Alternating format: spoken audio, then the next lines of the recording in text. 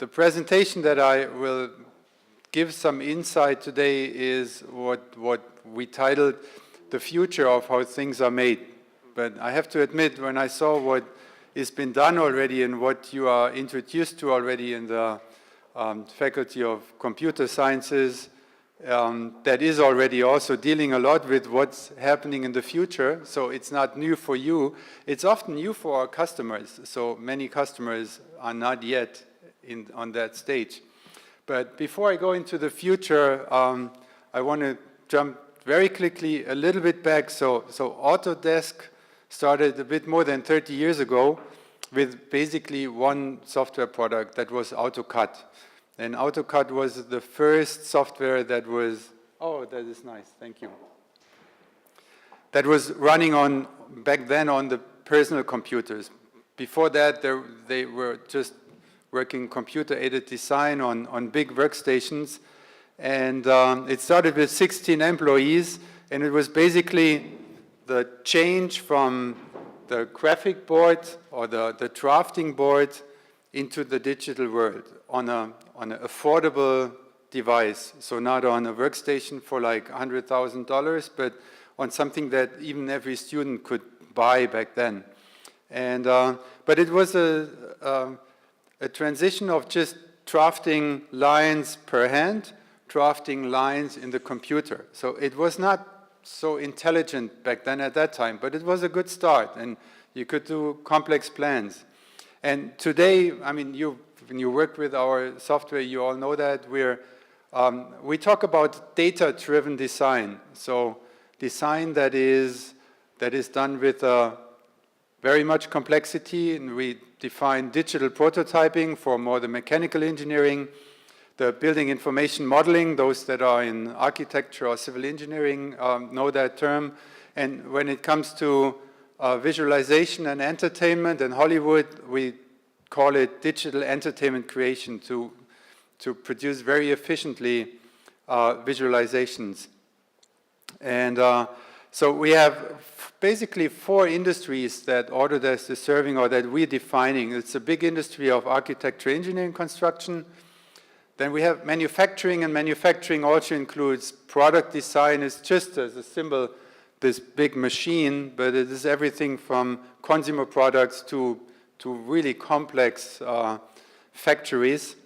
And then we have a dedicated version of automotive or automotive and design. So basically, like this Tesla, all cars are designed with Autodesk software with Alias and also visualized. And then, of course, we have that big field of media and entertainment where we have tools like Maya and 3D Studio Max. And as you may all know, most of the Hollywood movies are with special effects are created with Autodesk software like Avatar or Gravity, where we work very closely with these producers also to make things happen. And interestingly, at Autodesk, we see this visualization part, for example, very important also for the industry. It's not only for fun, it's for computer games, it's for marketing, but it's also for decision making. And if you take that technology on this part of M&E that's going more and more into the actual industries where they're used for visualization for decision making. And I like that little clip actually to demonstrate that. And I know that Evgenia likes it too, because it's about a little example of a Porsche. That's a virtual, as you all assume, it's a virtual prototype. And so it has different colors, and then it changes into reality, and you don't see any transition. So you cannot see anymore what's real and what's not real. And you can look at it in slow motion, you can look at it on the different reflections, you don't see any difference. And so it's a little clip actually of a customer of ours that does for Porsche these visualizations for marketing, but also for the board of directors, for representing new cars. And so this is where this is going in this direction. What I want to talk about today is about where Autodesk is also working on the next step and on very innovative procedures. And it's about 4 categories. It's about capture. How can we, this is a new part actually, how can we capture things to then have them in the computer, to use them as a basis to start working with them. And the second is the computational part, so computing new objects based also often on existing environment. The third one, what is changing dramatically right now, and you're part of that with all your iPhones and iPads and mobile devices, it's how do we collaborate in future in industry. So that is a portion where Autodesk is also looking at not only how to create something, but there's always needs to be collaboration. And the fourth part is that how we create it, how we fabricate it. And I was in the Fab Lab here over there, so this is also a portion of that, that we have this digital prototype and how do we get it efficiently out of the computer again and use this digital model to basically create things. And if we start with capturing, it's really about new technologies that enable these days easier and easier to bring the real world into the computer. And it's about that these devices are getting cheaper and cheaper. That's a laser scanner. There is photographical methods to bring 3D into the computer. There are these drones. I also saw a drone in the Fab Lab that can capture data even of big surfaces and of construction sites. And so this is a little example just of it's a shock absorber that was scanned as a 3D scan, and then it's a point cloud. If you're familiar with engineering definitions, so a point cloud is basically nothing that you can really work with so much, except for looking at it. But Autodesk, this is now an example of our Software Fusion 360, can take a point cloud and can convert a point cloud in an analytical surface. And then suddenly you have that object and you can work with it. And you can build new things added on such an object or even modify it in a certain way. In a much different scale, we have the same with construction sites. So this is a point cloud of a construction site of the International Airport in Denver.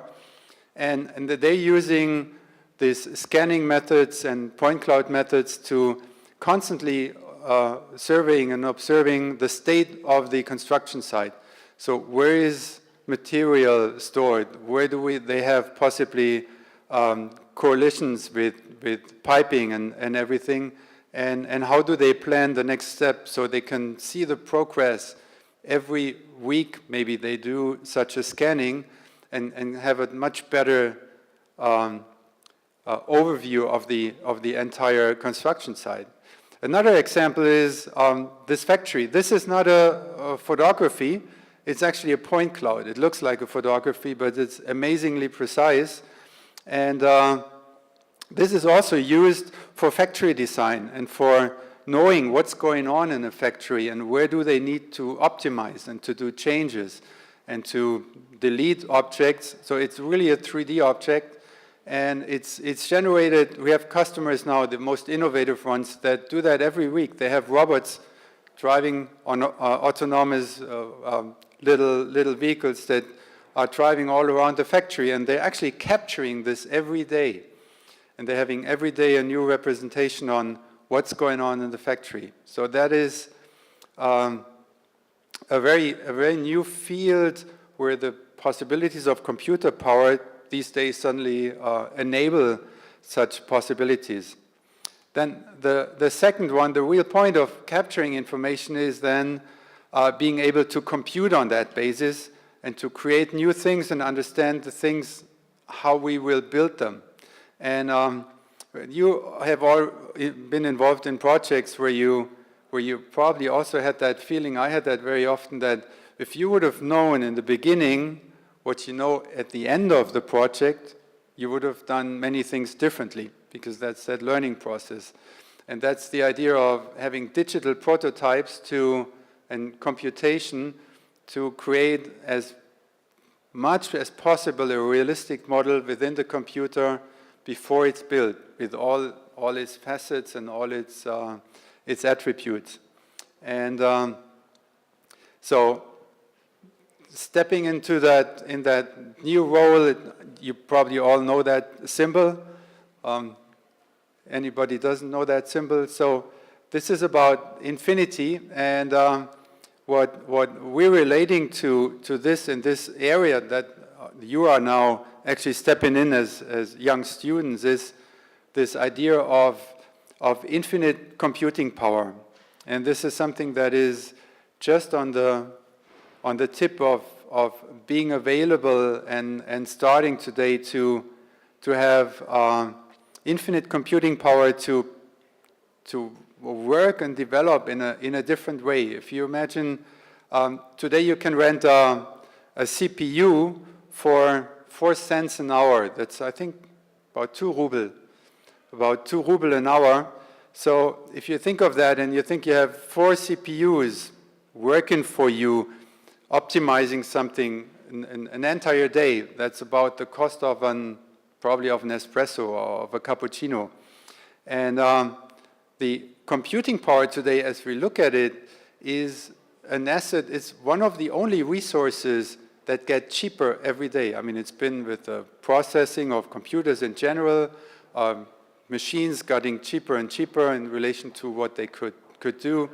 And computing power is getting cheaper and cheaper. And we can predict today that in 2 years, computing power is much cheaper than today, so you have more of possibilities, while actually, most likely, a cappuccino will be more expensive in 2 years. So using that gives us a lot of new possibilities. And so in different fields that have always been very computational intensive. So if we just look at this example, that's a very simplistic example of computational fluid dynamic that, of course, is also been done in much more precise way, but it shows it very nicely that you can have very easy and tools to optimize the form of cars. And on another example that is a bit more scientific now, it's about simulation mode flow. Mode flow is one of our products for plastic injection and simulation of plastic mold injection. And it's been in the past also with the software that you had maybe, you have 3 components. You have the mold temperature, you have the actual melt temperature, and you have the flow rate. And these 3 components define how your product will work. And ideally, you always want to have the lightest and the strongest in this combination, and it always makes an effort to find that. And then you have different variations, and typically you would have done them one by one, but with this infinite computing power and with tools that Autodesk is developing to optimize it, you can actually look at it from a different angle, and you define what you actually want to get out. And you can have a multitude of variations calculated in the cloud that then give you a most optimized result. And you don't need to wait for it like on a regular computer days and days till it actually happens, until you get the result. So this leads us actually to that term. So up to now we're defining ourselves in the industry as computer-aided design, CAD. So we're the CAD guys. And but computer-aided, that was always a little bit of a deception. So the computer or the software was aiding a little bit, but actually it was just a tool where you were recording a lot of different steps as you build something in the computer. And the new step is actually to really have the computer generate parts for you.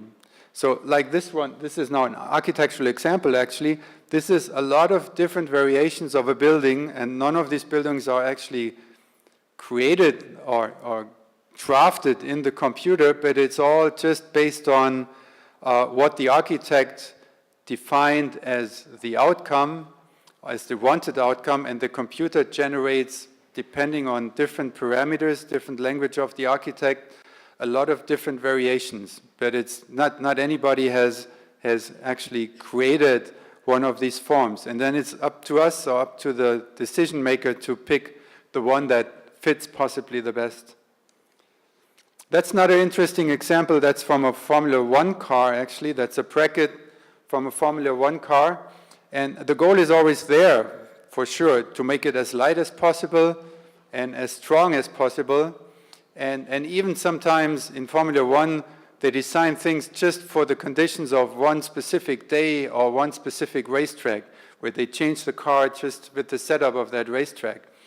And so our research development team works a lot also with these clientele of Formula One. And so here they took that part. I say we, but it's actually where we as a company, as Autodesk, they took that part and defined. So we have some fixed points. We have the hole in the middle, and we have some mounting points. And then we want to generate the best solution in terms of strength and lightweight.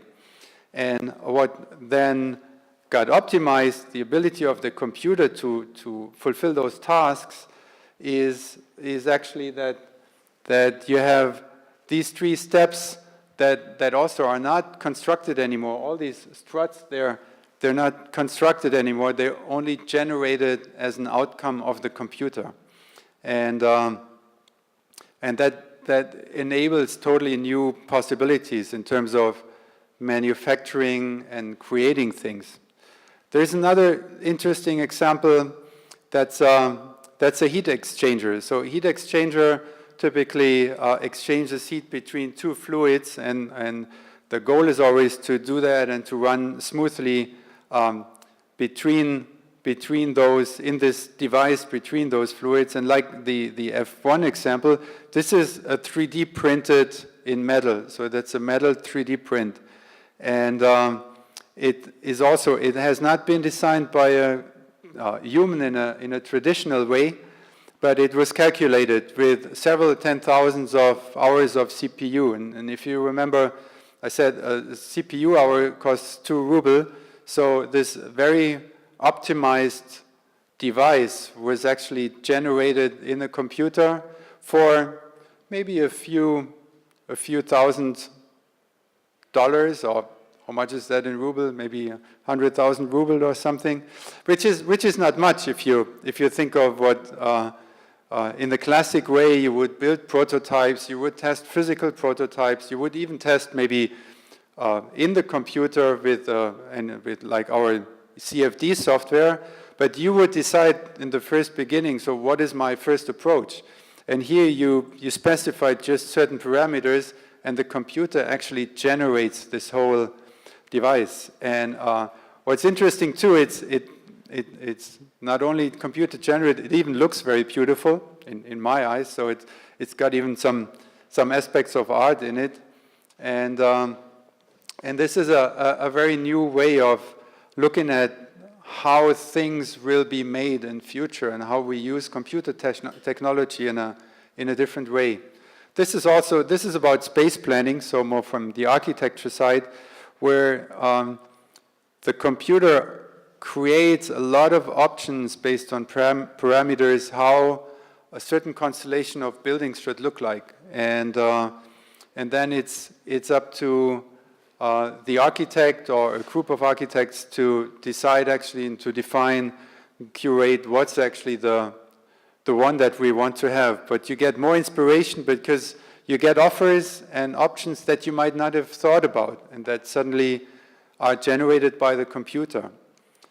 There's another very interesting example with Airbus. So Autodesk is working with Airbus and is discussing and thinking about the future of air travel and how will airplanes look like in the future and what can be different there. And this is just a prototype, so that doesn't fly yet, but it shows also that companies like Airbus are looking at new production options and how can things be produced. And this is also, if you look at that structure, that goes a lot in direction of 3D printing, maybe even very big 3D printing and casting, and having more possibilities to calculate how something will work and where is the real strength. And looks quite fascinating. I love flying, but I need to fly a lot for my job, so it would be bad if I wouldn't love flying.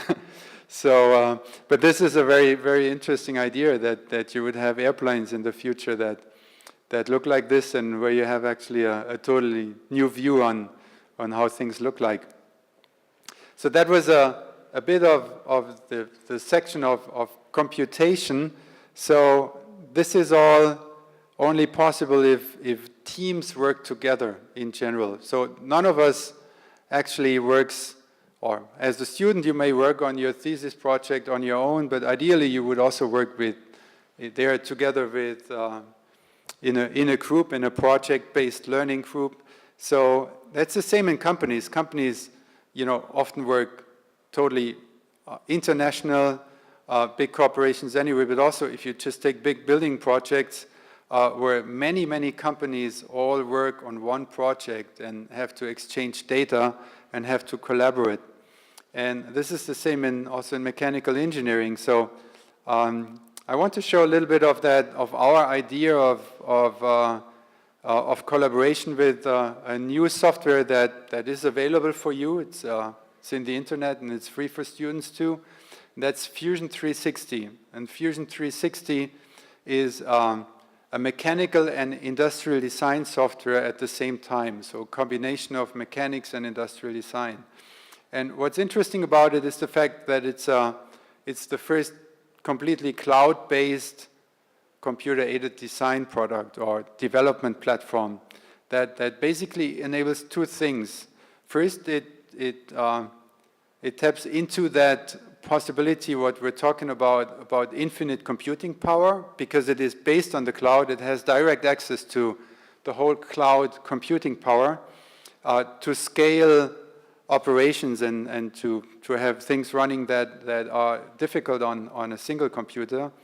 And in the second aspect, it's a cloud-based environment, so it's a natural hub for collaboration.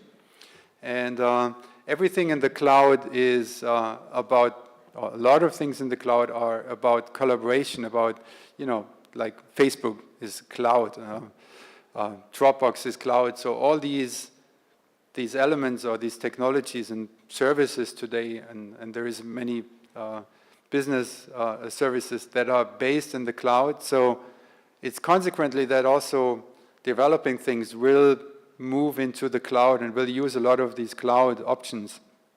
This is an example of Fusion 360 with a bicycle frame here. And Fusion 360, because it's in the cloud, it runs on multiple platforms. So it runs on PC and it runs on Mac. It runs even on browsers up to a certain extent. And what's important about it is it shows where we're going in terms of software application. And Autodesk is definitely going. And what it does, it works on form, on function, and on fabrication at the same time. It combines it in one platform. So it combines how something looks like, how it performs, and also how we will make it. So how we get into the outcome stage of producing things. And this is another close-up. It looks there quite a bit like a regular computer-aided design tool, and I mean it follows that same structure, but it has a lot of this product management and collaboration tools built in. And I hear very often that people then say, "Oh, that looks like Facebook," and indeed it was, I think, not by intention, but the surface and these parts of how you work in groups and how you create groups has a lot to do with collaboration and how to exchange information. And this typically is then, because Facebook is done very well, it leads also always in this direction. And it's more and more important that this this component of collaboration and information exchange in faster information exchange in a product, in a development process, takes a more and more important role in this whole industry. And another aspect is it is accessible through this cloud on many devices. So you have your actual development that you work with on your PC, but it's accessible even on your iPhone. And if it goes about approval processes, about processes of showing it to somebody else, you have access to it on an iPad, on an iPhone, and you wouldn't typically construct on an iPhone, not really, but you can do a lot of surrounding processes actually on other devices, on all the mobile devices, as you, especially your generation, is used to do it basically every day. So for an old construction engineer, he will say, oh, I don't need all that. But I mean, for even now my generation, assuming I try to stay young and open to these technologies, that's very fascinating. And there's another aspect about fusion. If you look at that picture, that is actually what also the cloud offers automatically. That's a very high level ray tracing, and this ray tracing is created in the background. So while you're working on objects, and we assume we have this endless computing power in the background that can fulfill tasks for us, fusion assumes while you're working what might be an interesting perspective for you, or you can also define some favorite angles and perspectives. And while you're just working on this, Fusion generates high computing intensive ray tracing pictures in the cloud. So at the end of the day, you have a library and you can browse through the library and you have ready-made pictures that used to take a lot of time to generate and to create. So this is something that is also a big benefit that comes with that cloud operation. And another from the professional side, if we look at that, you all have heard of PLM. It's an acronym for Product Lifecycle Management. So Autodesk has a new tool that belongs to this generation of cloud-based products. That's PLM 360, and this is not so much. It's more for when you work in the professional world, but it's the same idea of having, while there is a lot of PLM has been around for many years as an idea and as a process. And there's many companies that invested millions of dollars in PLM systems, and kind of the feedback is always, they don't work well. So they're too complicated, they're stuck, it's too difficult to administer them. And so Autodesk has created now a cloud-based PLM system, which is growing very quickly in the market, especially also with smaller companies, startup companies, that works in the cloud, where all these companies that work together among each other can use that cloud, like you use Dropbox to exchange things with your friends, and have a very, very clear and easy to use and easy to set up, and especially also affordable way to manage and store data. And one of the interesting things there is also that this PLM system also runs on all the devices. So you have it on your iPhone, you can do approvals on your iPhone, you can do quality check approvals on different devices.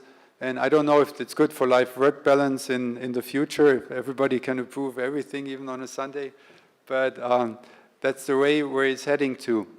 And in conjunction with that, if you go to the education community, I know you probably all are part of the education community of Autodesk, where you get the software for free. I think Dimitri wanted to mention that still. I take it for granted that it's basically known here that Autodesk has that community where all the software is for free for students and educators.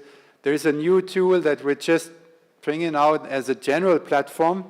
It's called Autodesk A360. And also as a student, you have several gigabytes of free storage. So every student that signs up has free storage there. Alexei, do you know how much storage every student has? 5 gigabyte. 55. 25. Ah, you see, it goes so quick, I cannot even keep up.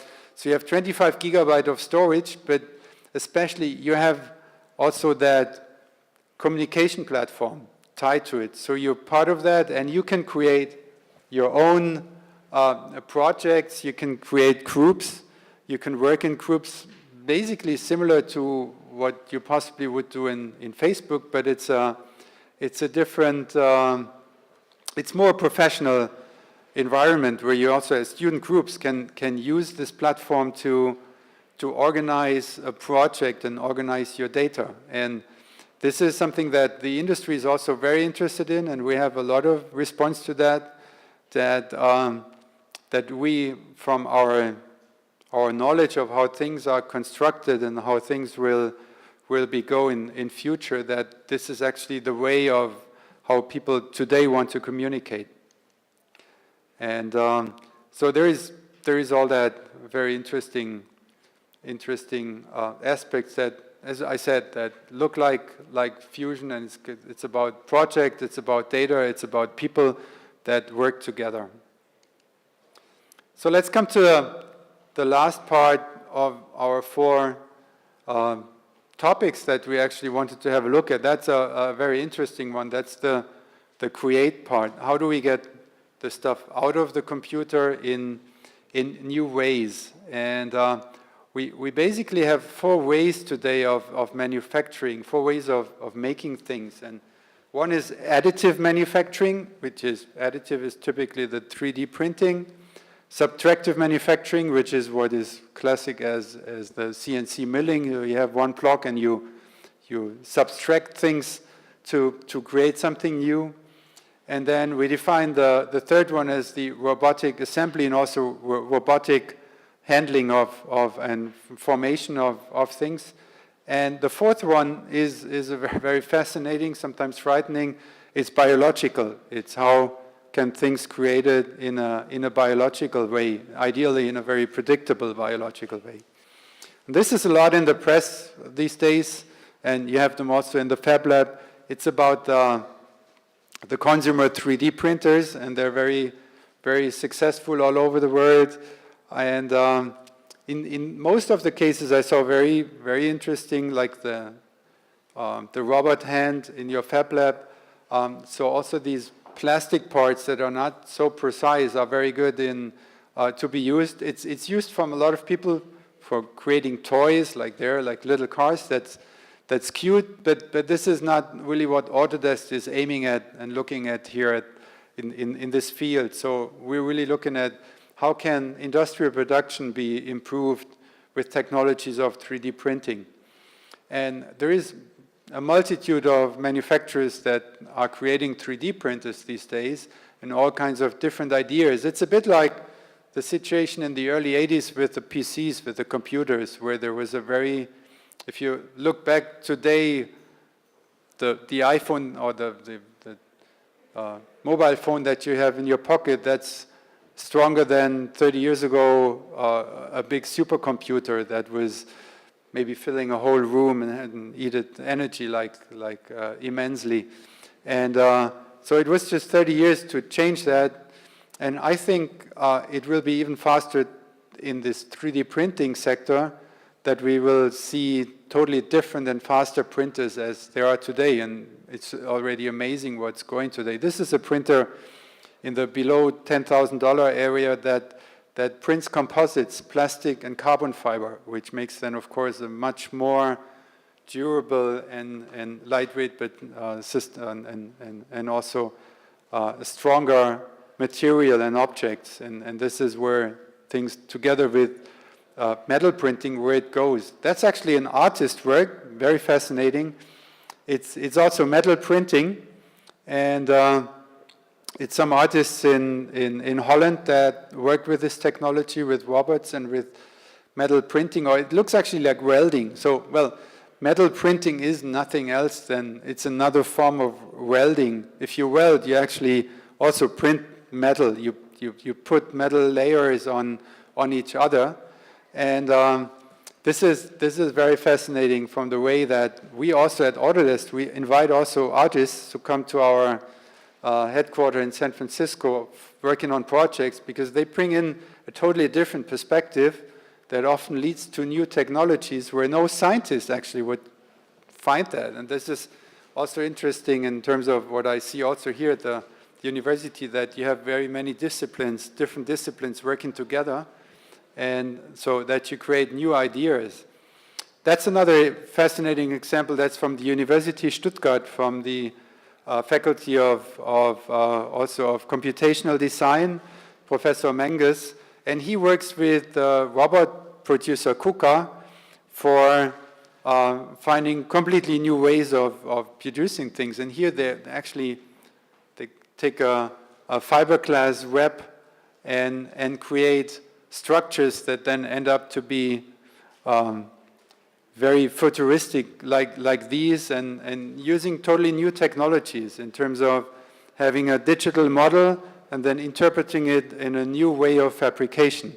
This is now more art than it is probably, and it's a pavilion, more art than it is architecture, but it leads in a certain direction, and they're doing very interesting things. So if you look at that, that's a bit more of a simplistic view. That's a 3D printed house.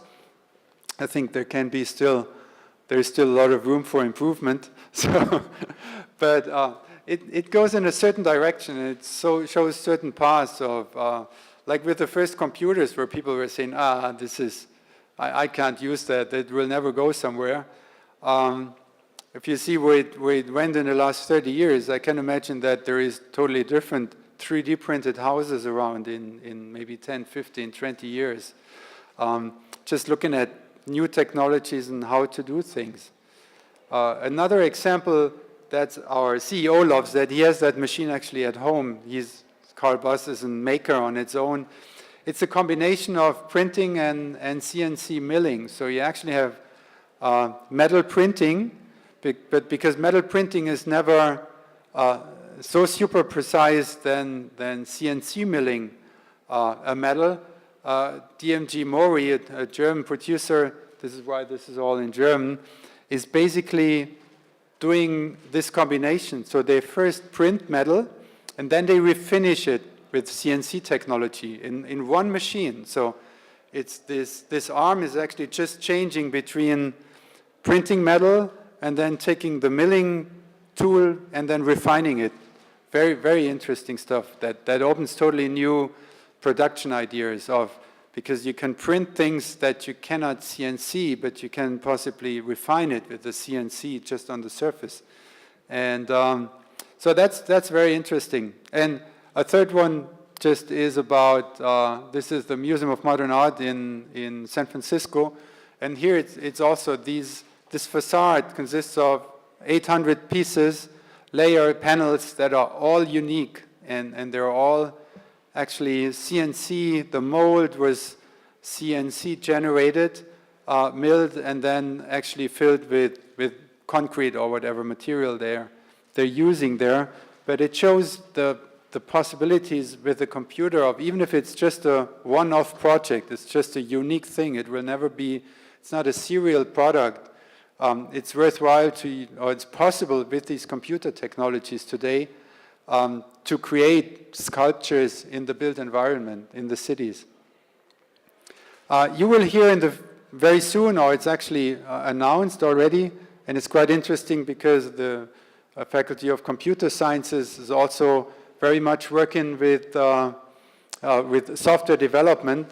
We announced a new initiative and a new software platform that's called Spark. And Spark is actually a software platform for 3D printing. And it's an open platform, an open source platform. Today, maybe you've experienced that in the Fab Lab. It's not always predictable. You have a 3D object that it comes out on the 3D printer the first time in the exact way as you wanted it.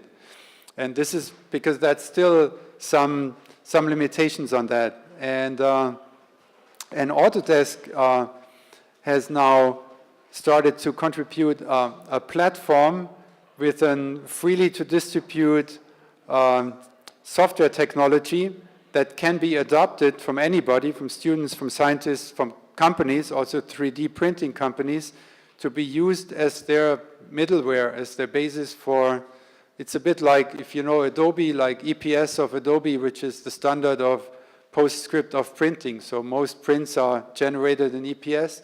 So Autodesk is now wants to establish that new format for 3D printing. It's probably several that try that, but I think we have a lot of knowledge around that. And together with that, Autodesk has also, that will come out, I think still this year, an own 3D printer.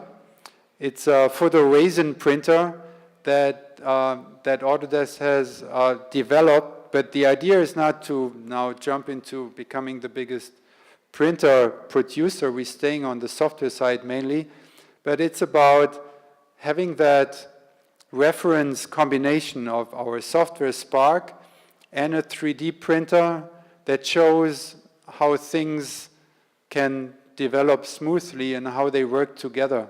And the demand for the printer is amazingly high. I think those are all already sold out that have been produced right now. And the interesting thing is Autodesk does not make any secret about the printer. So the whole construction plans of the printer and even the sourcing, where did we buy the parts and how do the parts look like, what technology is this, is all free available. So everybody can take this and build his own printer or use that as a basis for building new material and new technologies. And the idea behind that is really to accelerate the professional use of the printer. And of course, our idea behind that is also that for using a printer, there's always software that is needed to create something, and this is, of course, our main area. I mentioned a bit just at the end of the 4 points of creation, the biological creation. So that's a pretty wild field right now, also very fascinating. This is the Museum of Modern Art in New York, and there is some scientists or some artists and scientists that built that structure out of mushrooms. And so first I thought, and it's biological material, okay, so why they could have done with wood. But then I realized, okay, mushrooms grow much faster than wood. So that's a material that grows in a fraction of a time that it would take to grow a tree, and is the first entry into quick production in a predictable way of biological material to be used, other than wood, to be used for construction. I wouldn't like to live in this place, but it also goes in a certain direction on that you suddenly have different material. Another example is what Autodesk is working with Harvard University, with the WIS Institute of Harvard University, that goes in the nanoscale. And this is a nanoscale robot. And I think I've heard that you're also here at the university dealing with nanotechnologies. So this is actually made out of DNA strings, and it's like a clamshell, like in the ocean, but with a hinge, so it can open and it can close, and it's very fascinating. The idea is that such a nanorobot attaches to a cell and opens it and delivers drugs right to the cell where they're needed. And if probably in 30 years, if kids will ask, how did you treat the people back then, it will be like we think about 100 years ago. We would say, yeah, we gave them some drugs and that poisoned the whole body, and we were just hoping that some of the drugs reached the right point to have a treatment, especially with chemotherapy. And this is, the DNA does not actually carrying information, but it's just a structural element. And somebody explained it to me. It's actually, it's not easy, but it is doable to, if you bring the right components together, they self-assemble automatically, natural to that what you want to have. It's definitely still a long way to go there, but it's a very fascinating field where we hear more and more advances in technology. And this is an acorn, and this also, just to finish up, that's an interesting symbol. It's that the information content of such an acorn is about 1 gigabit. So it's 125 megabyte of information that is contained in that acorn, and it's about what contains everything to actually grow a tree, and it's about decoding. So what some people also are very concerned about it, but there's a lot of opportunities in that to decode the DNA of plants and to twist it to have them perform in a more predictable way. And this is very, very, very way into the future, but I think a lot of people are working on that all over the world, in Russia as in the US, as in Germany, I think. And it will open a way to have materials that, like this acorn, actually create out of this a huge tree, to have totally new things to be created in the future out of biological material. So that was a little fly through some of the thoughts that Autodesk are working on. So I really thank you for the early afternoon for staying awake and listening to me. I hope it was some new aspects maybe. And I really enjoyed my stay in St. Petersburg. I will rush. I have 15 more minutes till my taxi comes to head back to Germany, to the airport first, and then flying back to Germany. And I wish you all good luck in your studies, and that you can take a lot of benefit from these technologies. And we have great teachers here that are very capable in teaching you these new technologies, and very open to teach you the future, not to teach you the past, but teach you tradition, but teach you especially the future of these technologies, and that will be your key to be successful in industry